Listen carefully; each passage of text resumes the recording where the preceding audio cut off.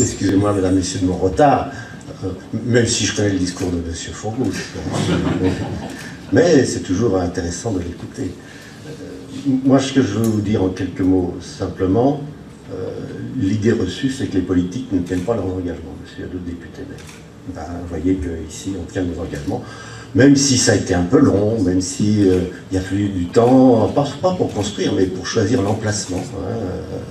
Et donc, moi, je souhaite souligner que, vous voyez, les élus, c'était un engagement qu'on avait pris devant M. Guillou au départ, on le tient. Voilà. Même s'il y a un peu de délai et qu'on peut faire mieux, certainement. Ça, c'est la première chose à dire.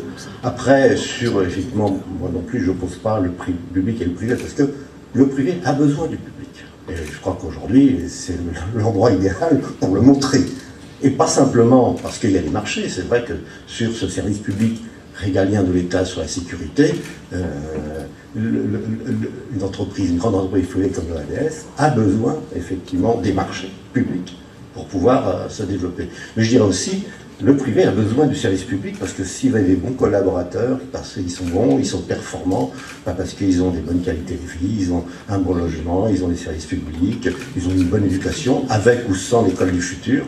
Et si l'entreprise privée est performante, c'est parce qu'il y a tout ce terreau-là qui est celui du service public. Donc, après, il y a le bon service public et mauvais, donc l'argent public qui est bien utilisé ou pas. Mais ça, effectivement, je pense que c'est notre rôle de faire en sorte que l'argent public, qui sera de plus en plus rare, soit le mieux utilisé. Et c'est la responsabilité de tout le monde. Ça se fait forcément dans l'entreprise, parce que si vos résultats d'entreprise, les comptes sont négatifs, très rapidement, vous aurez des nouvelles.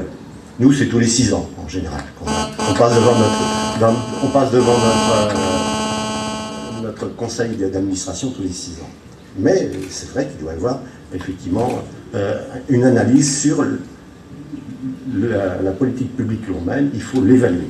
C'est important. Donc, moi, je suis ravi, parce qu'on a tenu nos engagements, 2, parce qu'effectivement, c'est un bel exemple de collaboration entre public et privé. C'est pour moi ce qui est le plus important dans un domaine essentiel de la sécurité. Alors, il y a les fameux sur la sécurité, bon, c'est pas gauche-droite, mais il y a les vrais portages différents sur un certain nombre de choses. Pas croire que la gauche et la droite, même si c'est réducteur, moi j'appelle plus gauche-droite, ceux qui ont une capacité à penser à long terme et ceux à court terme. Le libéralisme, c'est le court terme. Vous savez, maintenant, les banques, les spéculateurs, et on a vu comment ça s'est passé il y a un an, ils cherchent la microseconde pour les marchés. Voilà. Si ça, c'est du long terme, alors qu'effectivement, les vraies solutions à notre société, c'est du long terme. Et pas simplement dans l'environnement, dans le social, dans la formation, on est dans le long terme.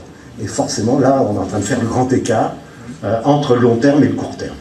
C'est vrai que la différence, je ne fais pas moi entre gauche et droite, je fais ceux qui sont en capacité à gérer à long terme. Alors, c'est pas simple, hein. Un chef d'entreprise, parce qu'il faut que ses comptes ne soient pas dans le rouge à la fin de l'année, il faut qu'il licencie du personnel, c'est pas simple, hein, ou se séparer de collaborateurs. Donc, il s'ampute de capacités pour l'avenir. Hein, je ne vais pas remettre des licenciements spéculatifs, mais on sait qu'il y a un vrai problème, et les chefs d'entreprise, s'il y en a certainement ici, je ne veux pas forcément toujours être à leur place, parce qu'ils sont écartelés entre cette volonté du long terme. Ils savent très bien que pour que l'entreprise, comme celle de l'ADS, il faut qu'il gère à long terme, et puis la libéralisme boursier est à court terme, à la microseconde. On avait donné les chiffres, regardez-les.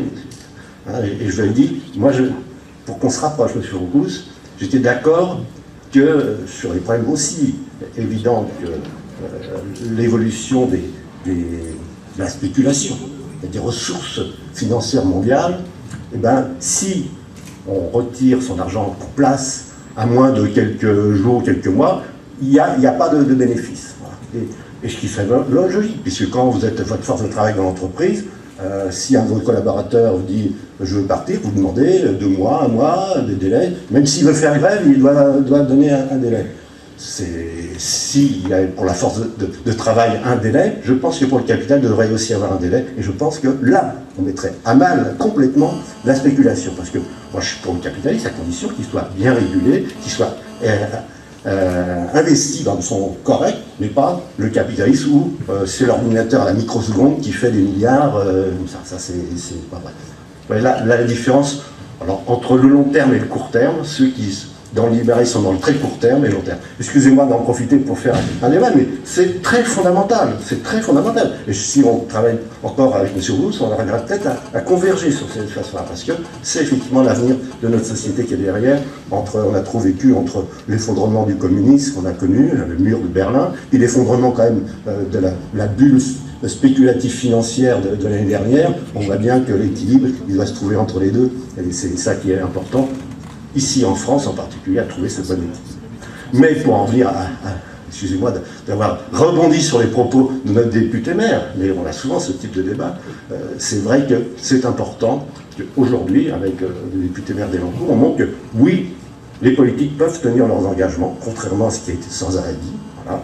Et puis qu'effectivement, on a le plus bel exemple de collaboration entre le public et le privé dans un bon état d'esprit pour que, effectivement, notre économie puisse se développer. En tous les cas, ce qui est important pour nous sur le territoire de Saint-Quentin, en Yvelines, c'est qu'on avance dans ce domaine parce qu'effectivement, la sécurité est un élément important. Voilà. C'est vrai qu'il y a un débat sur la sécurité, les caméras, les outils. Moi, je ne suis pas contre la technologie, c'est un outil simplement. C'est un outil pour que vous fassiez votre métier de façon efficace. Quand j'étais tout jeune, je connaissais les hirondelles, vous savez, ils étaient en vélo avec des casquettes, tout ça. Bon, on ne va pas retourner autant qu'il y a des voitures équipées en lien avec des ordinateurs. Ben oui.